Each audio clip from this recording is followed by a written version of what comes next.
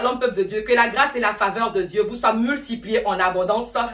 Dans le précieux nom de notre Seigneur Jésus-Christ de Nazareth. Alléluia. Amen. Nous sommes, n'est-ce pas, dans une très grande joie de nous retrouver, n'est-ce pas, en tant qu'enfants de Dieu, en tant que serviteurs et servants de Dieu, n'est-ce pas, au pied de notre Maître pour l'adorer et pour lui offrir un excellent culte d'action de grâce. Je prie ce matin que de là où tu es, la grâce et la faveur de Dieu te localisent, te bénissent, et je prie que le Dieu, n'est-ce pas, qui est présent en ce moment même, de par la qualité, n'est-ce pas, de sa présence, te rencontre au point de tes différents besoins dans le nom de Jésus-Christ de Nazareth.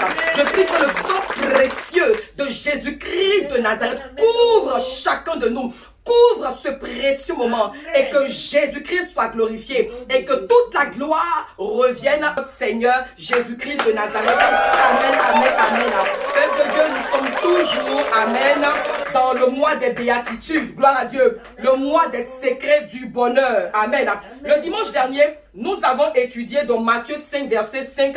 Heureux les débonnaires, car ils hériteront la terre. C'est-à-dire ceux qui sont doux. Ils hériteront la terre. Amen.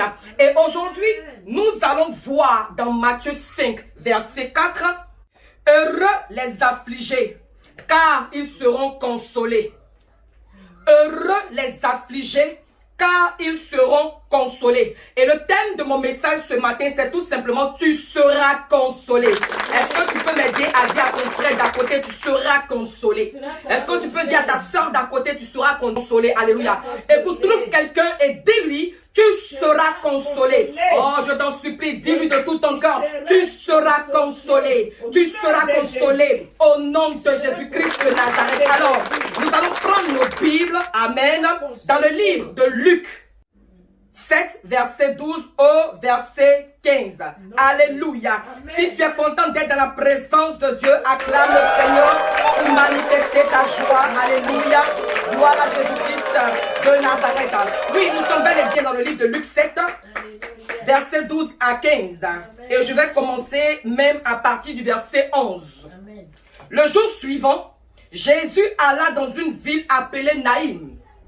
Ses disciples et une grande foule faisaient route avec lui. Lorsqu'il fut près de la porte de la ville, voici, on portait en terre un mort, fils unique de sa mère, qui était veuve. Il y avait avec elle beaucoup de gens de la ville. Le Seigneur, l'ayant vue, fut ému de compassion pour elle et lui dit, ne pleure pas. Il s'approcha, toucha le cercueil. Ceux qui le portaient s'arrêta.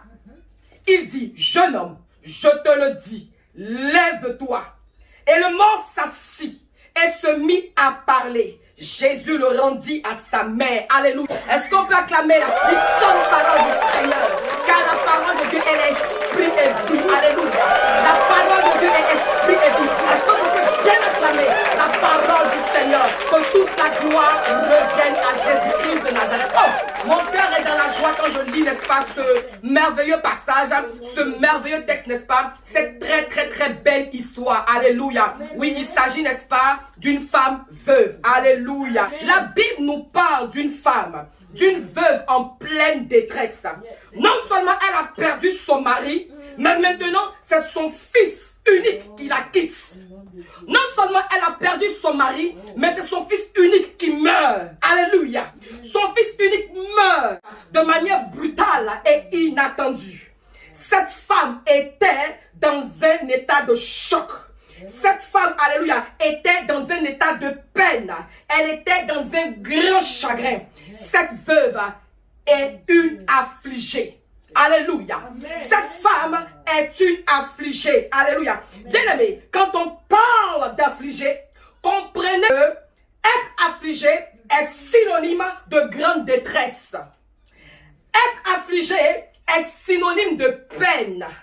Être affligé est synonyme d'angoisse. Être affligé est synonyme de grand chagrin. Être affligé est avoir un esprit abattu.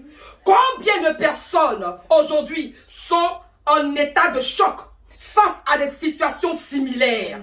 Notre vie peut basculer en une fraction de seconde face à une nouvelle ou à une situation. Comme cette femme elle pouvait s'attendre à tout, sauf à cela. Oh, je dis, cette femme, elle pouvait s'attendre même à sa propre mort. Mais perdre son fils, elle ne s'attendait pas à cela. Alléluia. Dieu le Seigneur, oui, son mari est mort, c'est vrai. Son mari est mort, c'est vrai, parce que quand on te parle d'une veuve, ça veut dire qu'elle a été mariée. Alléluia. Quand on te parle d'une veuve, ça veut dire qu'elle a été mariée et donc son mari est mort. Bon, le mari est mort. Alléluia. On ne salue pas ça. On n'acclame pas ça. Mais bon, ça peut aller aussi longtemps que quand même elle a un espoir. Elle avait encore un fils. Elle avait précisé que c'est son fils unique.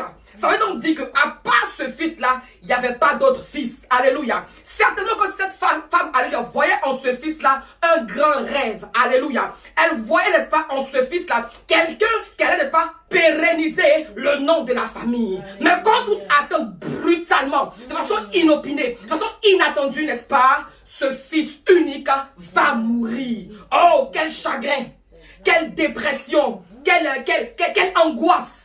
Quelle amertume. Alléluia. Gloire à Jésus-Christ de Nazareth. Anne était jeune femme.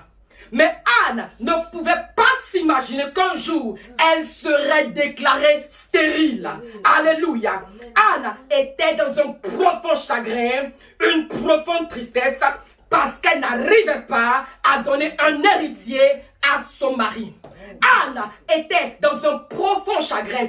Anne était dans une profonde tristesse, tout simplement parce qu'elle n'arrivait pas à donner de la joie à son mari en lui donnant un héritier. Gloire à Jésus-Christ de Nazareth. Elle était dans une profonde tristesse. Je ne sais pas la peine que tu encours en ce moment. Certainement que tu as perdu un être cher. Certainement, n'est-ce pas que tu as perdu un être en qui tu avais placé ton amour. Certainement que tu as perdu le goût de la vie à cause des multiples échecs dans ta vie. Certainement, on t'a annoncé une mauvaise nouvelle à l'hôpital. Parce que vous savez, souvent on est là tranquillement et puis on dit, bon, écoute, on va aller faire un bilan de santé. Alléluia. Et tu as décidé de faire un bilan de santé. Et qu'est-ce qu'on va t'annoncer? On va t'annoncer que tu as le cancer. Quand tu entends cancer comme ça, c'est gâté. Tu sens la mort. La dépression t'envahit. Les ténèbres t'envahissent. Alléluia. La peur, le stress, c'est compliqué. Alléluia. Tu imagines beaucoup de choses. Alléluia. Oui, ta vie bascule. Amen, amen. Et tu deviens une autre personne. Certainement quand ton mariage est en souffrance. Alléluia. Ton mariage qui était ta joie. Ton mariage qui était vraiment ta fierté. Ton mariage qui était ta gloire. Ton mariage qui était ton honneur. Ton mariage qui était ton bonheur. Alléluia. Oui, certainement que ce mariage-là est dans un profond tumulte. Certainement que ce mariage-là passe par le feu. Passe par des difficultés. Alléluia. Oui, certainement que tu as perdu ton travail. Ce travail qui te nourrissait. Ce travail, n'est-ce pas, qui te donnait, n'est-ce pas, d'être respecté dans ton environnement. Certainement que ce travail qui te permettait de prendre en charge les membres de ta famille. Tu nourrissais ta famille avec ce travail-là. Mais regarde, tu as perdu ce travail-là. Alléluia. Et tu es dans une grande détresse. Et dans la détresse, alléluia, il y a plusieurs personnes qui se consolent d'une manière ou d'une autre. D'autres, n'est-ce pas, avec la cigarette, certains avec la drogue, d'autres avec l'alcool, et etc. Amen. Certainement que tes enfants sont une souffrance pour toi. Car ils ne font pas comme ce que tu souhaites. Alléluia. Ils ont tous échoué et cela te chagrine. Cela te donne de la peine. Et chaque nuit, tu pleures. Oui, chaque nuit, tu pleures. Certainement, tu as été trahi par l'homme que tu as aimé. Et en ce moment, ton cœur ne fait que battre parce que tu es dans un chagrin. Alléluia. L'homme t'a trahi. Celui en qui tu avais placé ta confiance.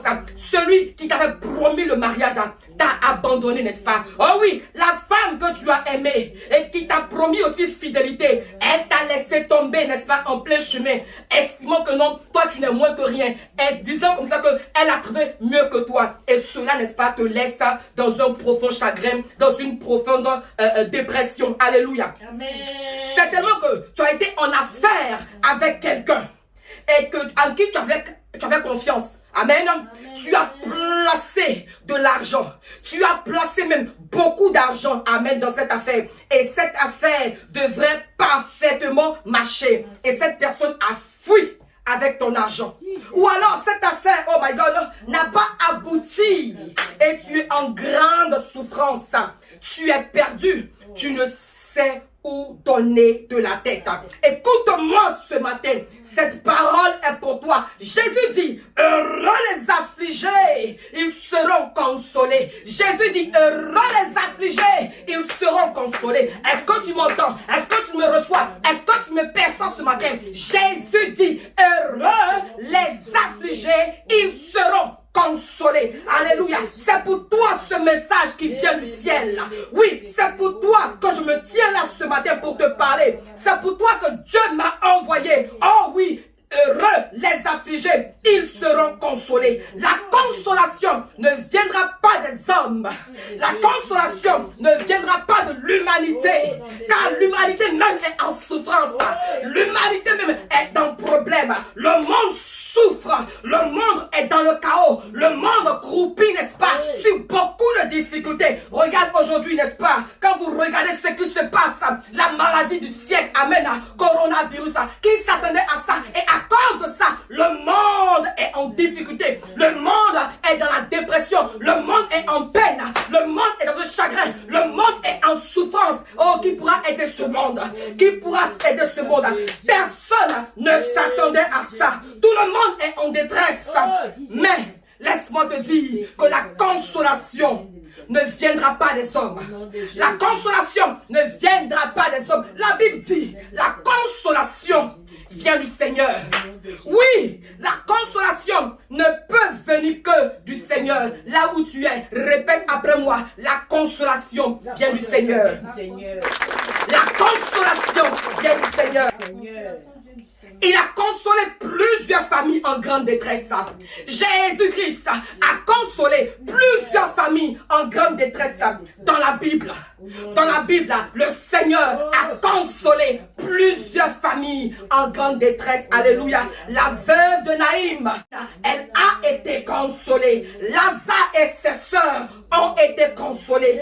Jairus et sa fillette, amen, qui était morte, ont été consolés. Bartimée qui n'avait plus d'espérance.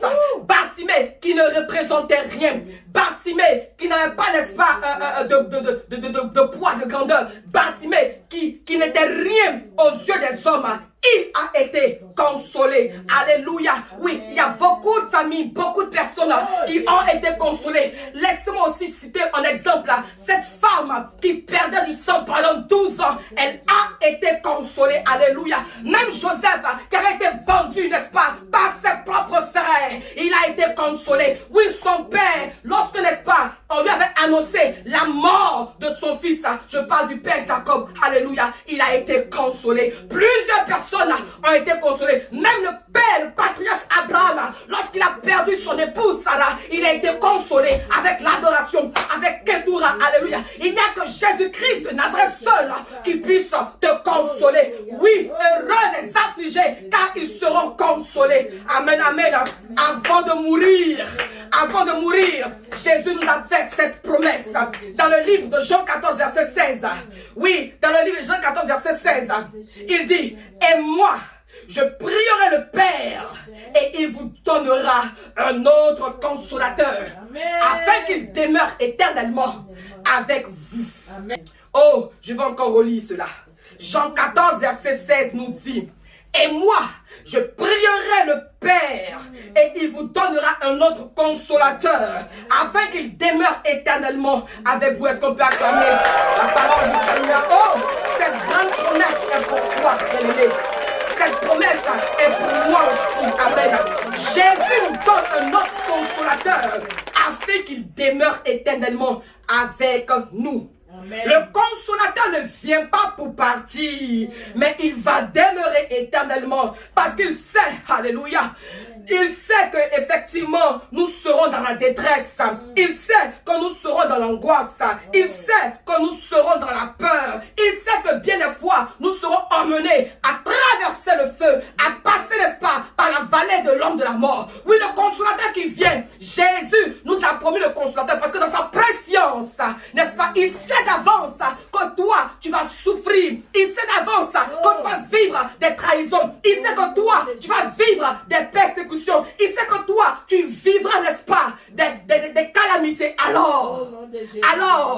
Alors, il t'envoie le consolateur qui ne vient pas pour partir, mais pour demeurer éternellement. Alléluia. Le Seigneur nous a fait ses promesses et ses promesses s'accomplissent toujours. Gloire à Dieu. Dans le livre de Jean 15, verset 26, il dit: quand sera venu le consolateur, que je vous enverrai de la part du Père, l'Esprit de vérité qui vient du Père, il rendra témoignage de moi. Oh, merci Seigneur, parce que l'Esprit de vérité rend témoignage de toi. Merci Seigneur, parce que l'Esprit de vérité rend témoignage de toi. Le Seigneur dit: heureux les affligés, ils seront consolés. C'est le verbe être au futur. C'est le verbe être au futur. Alléluia. Amen. Cela veut donc dire, oh, quand ton futur sera pleinement dans la consolation. J'ai pas entendu ton amen. Alléluia. Je dis, ah my God, my God. Ça veut donc dire que ton futur sera dans la consolation. Ton avenir sera dans la consolation. Ta destinée sera dans la consolation. Alléluia. Romains 8, verset 18 nous dit: j'estime que les souffrances du temps présent ne sauraient être comparées à la gloire à venir qui sera révélée pour nous. Oui, en ce moment, tu es dans un temps présent de souffrance. En ce moment, certainement que ton présent est dans la maladie. Ton présent est dans la peur. Ton présent est dans l'angoisse. Ton présent est dans l'incertitude. Alléluia. Ton présent, oh oui, peut être, n'est-ce pas, dans la dépression. Ton présent, n'est-ce pas, est certainement dans la souffrance. Oui, et ne saurait être comparé à la gloire à venir. Ceci veut dire que ton avenir sera glorieux. Ton avenir sera restauré. Ton avenir sera meilleur. Ton avenir sera exceptionnel. Ton avenir sera heureux. Alléluia. Lorsque le Seigneur te console, il te restaure. Lorsque le Seigneur te console, il t'établit. Lorsque le Seigneur te console, alléluia, c'est sa justice qui se manifeste dans ta vie. Parce que peut-être que certainement, tu as été injustement accusé. Ça, c'est monnaie courante, alléluia. Point oui, point non, on t'accuse. Point oui, point non, on te méprise. Point oui, point non, n'est-ce pas, on te vilipende. Point oui ou point non, on t'accuse. Point oui ou point non, n'est-ce pas, on te torpille. Point oui ou point non, on te fait, n'est-ce pas, quelque chose qui te touche. Alléluia. Alléluia. Oui, des gens que tu as aimés, des gens que tu as aidés, des gens que tu as soutenus, des gens que tu as hébergés, des gens, alléluia, même, n'est-ce pas, à qui tu as fait du bien. Alléluia. Et eux, n'est-ce pas, ils te rendent cela par le mal. Et ton cœur souffre aujourd'hui. Alléluia. Oui, des personnes que tu as pris, n'est-ce pas, comme pour dire, avant celui-là, c'est mon gars. Celle-là, c'est ma partenaire. Tu as compté, n'est-ce pas, sur des personnes. Tu t'es lié d'amitié à des personnes. Tu as espéré que celui-là ou celle-là pouvait véritablement t'apporter, n'est-ce pas, de l'amour. Pouvait vraiment, n'est-ce pas, t'être fidèle, pourquoi pas. Tu t'es investi, n'est-ce pas, aussi en certaines. Tu l'as rêvé des choses. Tu t'es ouvert. Tu as ouvert ton jardin secret. Alléluia. Et qu'est-ce qu'ils t'ont rendu comme monnaie? Alléluia. C'est le mal. Et ton cœur, n'est-ce pas, est chagriné. Et ton cœur, n'est-ce pas, est en souffrance. Et ton cœur, n'est-ce pas, est en peine. Amen. Tu es en pleurs. Alléluia. Gloire à Jésus-Christ de Nazareth. L'ennemi t'a déformé. Oh oui, il t'a donné une autre image de toi. Amen. Tu es courbé à cause de ce que l'ennemi a semé dans ta vie. Tu es courbé à cause de ce que l'ennemi a semé dans ta vie. Tu es courbé à cause de la souffrance. Tu es courbé à cause des problèmes.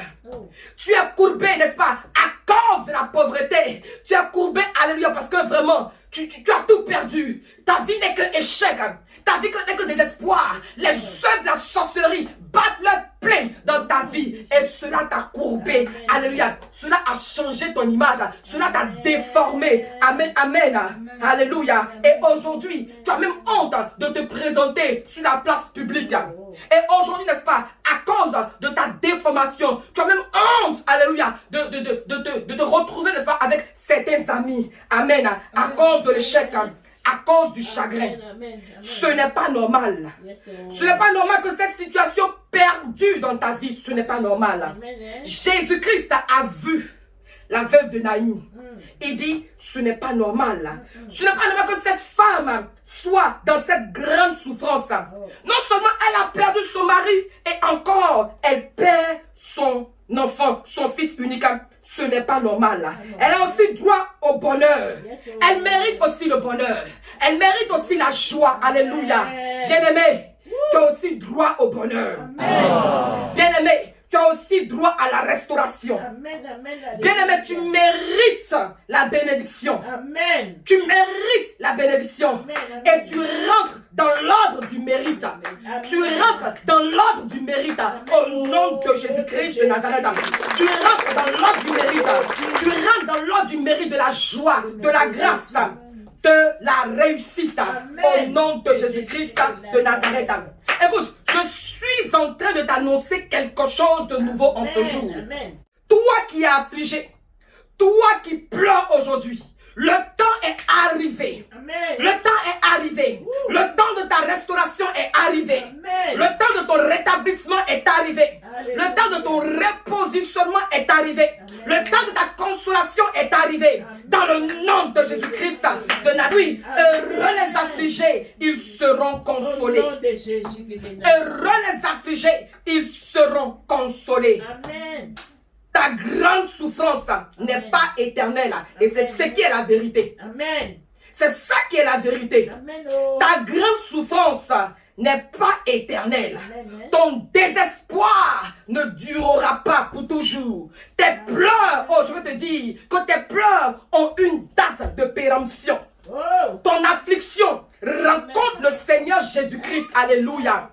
Et la réponse, la lumière, la vie, la consolation se manifeste dans ta vie. Alléluia. Bien le Seigneur, regardez ce qui s'est passé effectivement avec, n'est-ce pas, la veuve de Naïm. La Bible nous révèle, n'est-ce pas, que à un moment donné, lorsque cette femme a perdu, n'est-ce pas, son mari, et que par la suite elle va perdre son fils, alléluia, elle était en pleurs, elle était dans le chagrin, dans un profond désespoir, alléluia. La Bible précise, n'est-ce pas, qu'il y avait une grande foule qui était avec elle. Mais cette foule, n'est-ce pas, ne pouvait rien lui donner de bon. Amen. Cette foule, n'est-ce pas, ne peut que pleurer avec elle, alléluia. Amen. La foule ne pouvait seulement que pleurer avec elle. Mais est-ce que c'était vraiment de ça que la dame avait besoin? Bien, mais la femme, elle pleure parce qu'elle est chagrinée. La femme, elle pleure parce qu'elle a perdu, n'est-ce pas, un être cher. La femme pleure parce que vraiment, elle voit que, le rêve qui la soutenait, le rêve qui la maintenait en vie, le rêve faisait que vraiment, quand elle va dormir là, elle est pressée de se réveiller le matin, alléluia, et donner gloire à Dieu. C'est ce rêve-là qui lui a été arraché brutalement. Amen. Donc quand ça se passe comme ça là, est-ce que la dame a besoin qu'on l'accompagne, n'est-ce pas, avec les pleurs? La dame en réalité, elle a besoin de consolation. La dame a besoin d'être consolée, alléluia. Mais la foule qui l'entoure ne peut pas vraiment la consoler profondément, non. Ne peut pas la consoler entièrement. Ne peut pas la consoler pleinement, alléluia. Alors, finalement, ce qui va se passer, ils vont, n'est-ce pas, aller porter l'enfant en terre. Alléluia. Gloire à Dieu. Le cortège, oui, le cortège de Naïm, n'est-ce pas, sortait pour aller porter l'enfant en terre. Alléluia. Et lorsqu'ils étaient en train de cheminer, lorsqu'ils étaient en train d'aller porter le mort en terre, la Bible dit qu'il y avait, n'est-ce pas, un autre cortège qui faisait son entrée. Il y avait un autre cortège qui faisait son entrée. Et à la tête de ce cortège, alléluia, il y avait une personne d'excellence. Il y avait une personne de qualité. Il y avait une personne de distinction. La personne qui pilotait ce cortège, n'est-ce pas, était la vie, était la solution, était la consolation, était la réponse. Oh, la personne qui pilotait ce cortège était Jésus-Christ de Nazareth. Je ne laisse pas parler à une personne en ce jour. Tu veux la consolation. Tu veux être consolé. Tu veux être consolé. Tu veux être consolé. Donne ta vie à Jésus-Christ de Nazareth. La consolation ne vient pas de ton argent. La consolation ne vient pas de tes richesses. La consolation ne vient pas de tes belles voitures. La consolation ne vient point de ton épouse, encore moins de ton époux. La consolation véritable, la consolation pure ne te viendra point de l'humanité. Parce que l'humanité se cherche. Ta consolation te viendra de Jésus-Christ de Nazareth. Et quand vous lisez les Écritures, la Bible dit que, n'est-ce pas, quand les deux cortèges se sont rencontrés, j'ai aimé, pendant qu'ils sont en train de bouger, le cortège bougeait, le cortège de la mort bougeait, il partait enterrer le mort, alléluia. Et la Bible dit, n'est-ce pas, que Jésus va toucher le cercueil. Quand Jésus a touché le cercueil, ceux qui portaient le cercueil se sont arrêtés. Oh, ils ont compris que celui qui était en face d'eux n'était pas leur camarade. Ils portaient le cercueil. Plusieurs portaient le cercueil. Mais la touche de Jésus a arrêté le cercueil. Je déclare sur ta vie ce matin. Toi qui m'entends, toi qui reçois ce message, alléluia. Jésus te touche. Alléluia. Jésus te touche, alléluia. Et le problème, et la mort, et le célibat, sont obligés de s'arrêter pour entendre ce que Jésus a dit. Au nom de Jésus. Sois béni. Amen. Oui, Jésus a touché le cercueil. Et la Bible dit, n'est-ce pas, que ceux qui portaient le mort se sont arrêtés. Ils se sont arrêtés ce matin. Ce matin, ceux qui te portaient, un célibat qui te portait, la misère qui te portait, la pauvreté qui te portait, les œuvres de la sorcellerie qui te portaient, alléluia, le non-accomplissement qui te portait, alléluia, les liens de famille qui te portaient, ce matin, s'arrête. Parce que Jésus veut leur parler. Parce que Jésus-Christ veut leur parler. Et Jésus doit leur parler. Oui, longtemps tu as été affligé. Longtemps tu as été désespéré. Longtemps tu as été chagriné. Mais ce matin, Jésus vient à ta rencontre. Jésus vient à ta rencontre parce qu'il veut parler. Il veut parler sur le cortège. Il veut parler sur le cortège de la mort. Il veut parler sur le cortège de la malédiction de ta famille, dans ta vie. Dans le nom de Jésus. Oui, les porteurs de cercueil se sont arrêtés. Si. Ils se sont arrêtés. Ils se sont arrêtés. Alléluia. Et quand ils vont s'arrêter, alléluia, écoutez, le Seigneur va dire quelque chose. Jésus dit, jeune homme, je te le dis, lève-toi. On ne peut pas demander à quelqu'un qui est debout de se lever. On ne peut pas demander à quelqu'un qui est debout de se lever. C'est quelqu'un qui est couché ou assis à qui on peut dire lève-toi. Ce matin, c'est tellement que ta vie est couchée. Ce matin, comme Bartimée était assis. Il va s'asseoir parce que lui ne peut pas se lever. Il va s'asseoir parce que il n'a pas de destination. Il ne sait pas où aller. Sa vue est floue. Il n'a pas de direction. Il ne peut pas voir. Alléluia. Les ténèbres ont envahi, n'est-ce pas, ses yeux. Sa vue est perturbée. Sa vue n'existe plus. Donc lui, comme ça, là, il doit s'asseoir. Il doit s'asseoir. Il doit s'asseoir. Oui, celui qui est couché, celui qui est assis, c'est que véritablement, il ne peut plus avancer, il ne peut plus bouger, il ne sait plus où aller, il a tout essayé, et puis bon, écoute, il s'assoit. Il s'assoit, espérant, n'est-ce pas, que l'aide lui parvienne. Oui, quand tu es désespéré, quand tu ne sais plus où aller, quand c'est gâté là, tu t'assois. Tu t'assois. Parce que tu as tout essayé. Alléluia. Tu ne sais plus quoi faire. Tu es paniqué, tu es perturbé. Si tu cours là, tu vas tomber. Donc tu t'assois. Sinon tu te couches. Comme pour dire, écoute, Dieu, je suis limité. Je suis limité au secours. Si tel est ton cas. Si tel est ton cas. Ce matin, le Seigneur vient parler pour te dire, lève-toi. Lève-toi. Lève-toi. Je prophétise sur ta vie en ce jour. Toi qui étais couché. Ta vie qui était couchée, ta santé qui était couchée, tes enfants qui étaient couchés, ton mariage qui était couché, ta réussite qui était couchée, tout ce qui était couché se lève au nom de Jésus. Lève-toi de façon prophétique. Lève-toi de façon prophétique. Parce que quand Jésus-Christ parle, on entend et on obéit. Oui, on obéit. Oui, on obéit. Parce que c'est Jésus-Christ de Nazareth, l'auteur de toute création, l'auteur de toute créature, le commencement et la fin, le premier et le dernier. Oui, la Bible dit, il a touché le cercueil. Et puis il dit, jeune homme, je te le dis, lève-toi. Et qu'est-ce qui s'est passé? La Bible dit au verset 15, et le mort s'assit et se mit à parler. Alléluia. Le mort s'assit. Amen. Et et se mit à parler. Alléluia. Il se mit à faire quoi? Il se mit à parler. Amen. On se souvient, n'est-ce pas, dans Genèse au commencement, Jésus a parlé. Jésus a créé tout à partir de la parole. Alléluia. Donc quelqu'un qui peut parler, c'est quelqu'un qui a la vie. Quelqu'un qui peut parler, c'est quelqu'un qui a la vie en lui. Jésus-Christ l'a touché et lui a communiqué la vie. Et le jeune homme s'est levé et il a commencé à parler. Voici un homme comme ça que véritablement que la mort avait arraché. Jésus dit jeune homme. Quelqu'un qui était jeune, n'est-ce pas, plein de vie, qui avait, n'est-ce pas, beaucoup de projets à faire, alléluia, plein de vie, n'est-ce pas, il était en essor, en croissance, et brutalement comme ça, la mort va l'arracher. Combien parmi nous aujourd'hui, n'est-ce pas, en plein essor, et dans la flamme de l'âge, nous sommes brutalement arrachés par la mort. Tu es jeune comme ça, tu es jeune, tu es belle, mais vraiment, les œuvres de la sorcellerie, les membres de ta famille même combattent contre toi. Au point vraiment, tu es limité, tu es coincé comme ça. Rien ne va dans ta vie.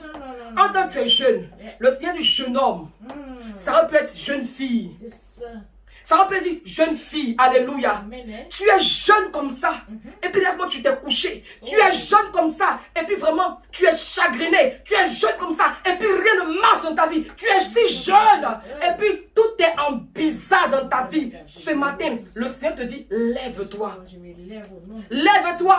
Et ce qui est intéressant et qui est gros, c'est que quand tu te lèves, tu te mets à parler. Tu te mets à célébrer le Seigneur. Tu te mets à glorifier Dieu. Je parle à une personne en ce jour. La vie que Dieu t'a donnée là, il faut parler. La vie que Dieu t'a donnée là, alléluia. La vie que tu as là, apprécie le Seigneur. Ouvre ta bouche là pour bénir Dieu. Ouvre bouche là pour adorer le Seigneur. Ouvre ta bouche là pour donner gloire à Dieu. Car à lui revient la gloire. À lui revient la gloire. Ouvre ta bouche pendant que tu en vis. Le Seigneur te montre que quand tu en vis là, c'est pour parler. Tu comprends? Quand tu en vis, c'est pour parler. Quand tu en vis, c'est pour témoigner de Dieu. Quand tu en vis, c'est pour donner gloire à Dieu. Quand tu en vis, c'est pour célébrer Dieu. Quand tu en vis, c'est pour faire, n'est-ce pas, les bonnes œuvres du Seigneur. Quand tu en vis, tu parles. Bouche là, tu ne fermes pas. Parce que quand ta bouche est fermée dans ton cœur là, tu critiques. Quand ta bouche est fermée là, ça veut dire que tu penses des choses bizarres. Ouvre ta bouche et parle. Et que tes paroles bénissent ça. Et que tes paroles, effectivement, n'est-ce pas, apportent de l'assaisonnement aux vies tout autour de toi. Alléluia. Quand la Bible dit dans Matthieu que nous sommes la lumière du monde, nous sommes le sel de la terre. Le jeune homme s'est assis, il a commencé à parler. Et je me dis que quand il s'est mis à parler là, c'est pour dire waouh. Mais j'étais où là? Waouh. Waouh. Et puis là, on lui explique que Jean, c'est Jésus. Il dit waouh. Mes oreilles avaient entendu parler de toi. Mais maintenant, mes yeux t'ont vu. Alléluia. Et puis là, il donne gloire à Dieu. Il dit, yeah. Façon, tu m'as ramené dans la vie à moi. Oh, évangélisation là, il a fini avec ça.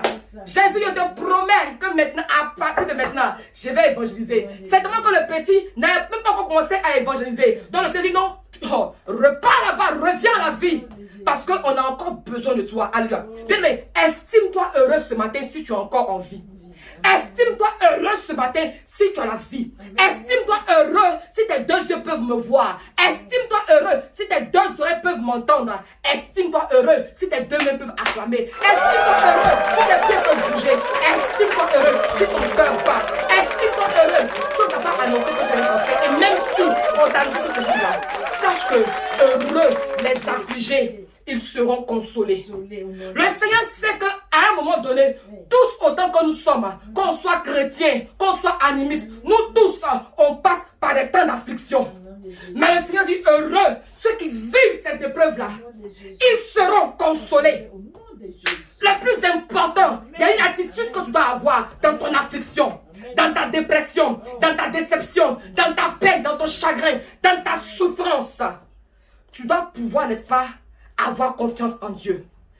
Tu dois avoir la bonne attitude. Tu dois toujours avoir foi en Dieu. Tu dois toujours avoir confiance en Jésus-Christ de Nazareth. Alléluia. Tu dois toujours garder la foi en Dieu.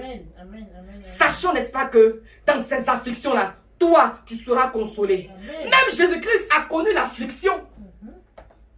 Même Jésus-Christ, là, il a connu l'affliction. Il sait ce que c'est qu'être affligé.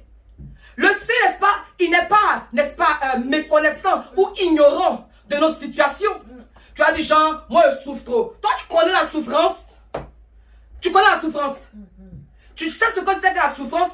Est-ce que toi, tu as vécu la qualité de souffrance que Abel, Négo, Shadrach ont vécu lorsqu'on les a jetés dans la fournaise ardente? Mais ils ont été affligés. L'affliction aussi, c'est être persécuté. Être persécuté à cause de Jésus. Est-ce que nous sommes prêts à accepter, à supporter les afflictions?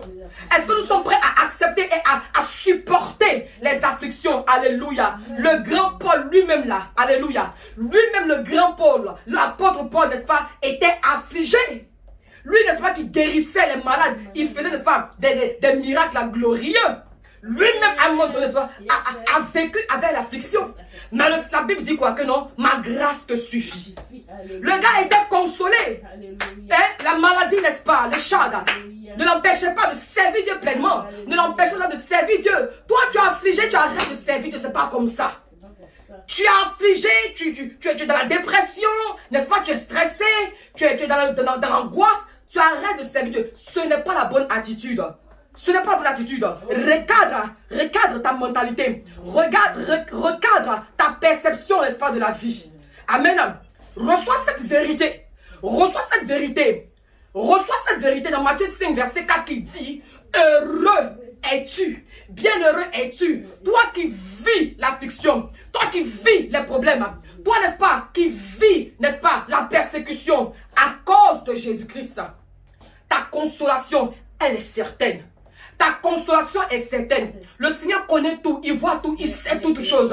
Et ce qui est intéressant que tu dois retenir, c'est que, n'est-ce pas, ces afflictions-là, ces problèmes-là ne dureront pas pour toujours. Je vais, n'est-ce pas, inviter une personne en ce jour à placer sa confiance en Dieu, à placer sa foi en Dieu, alléluia, à véritablement compter sur le Seigneur.